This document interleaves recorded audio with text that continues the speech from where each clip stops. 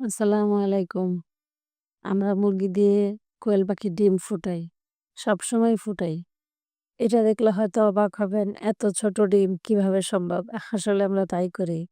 কারণ আমরা প্রাকৃতিক নিয়মে যতটুকু সম্ভব সেটাই করার চেষ্টা করি। দেখেন আমরা ২ টা মুরগিকে ৫০ পিস ডিম দিয়ে বসাইছি। আলহামদুলিল্লাহ।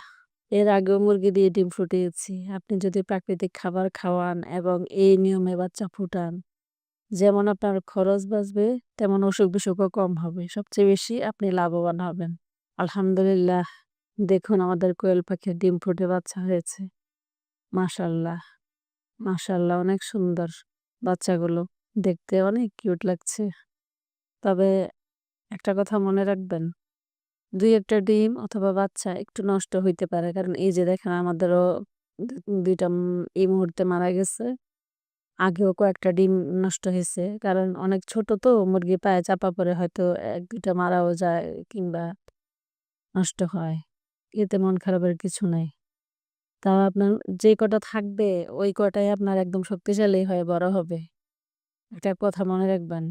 যন্ত্রের বাচ্চা আর মানে প্রাকৃতিক নিয়মে ফুটার বাচ্চা এটা কিন্তু সম্পূর্ণ ভিন্ন। আমাদের তারান্নম তো বাচ্চা দেখে মহা খুশি। ও বলে আমি এত কিউট বাবু কখনো দেখি নাই। মাশাআল্লাহ অনেক ভালো লাগছে। আপনারাও চেষ্টা করবেন এরকম প্রাকৃতিক নিয়মে ঘরের খাবার খাইয়ে পাখি পালতে। তাইলেই কিন্তু আপনি একজন ভালো সফল খামারি হতে পারবেন। যেখানে আপনার কম বেশি লাভ হবে। ভালো থাকবেন। আসসালামু আলাইকুম ওয়া রাহমাতুল্লাহ।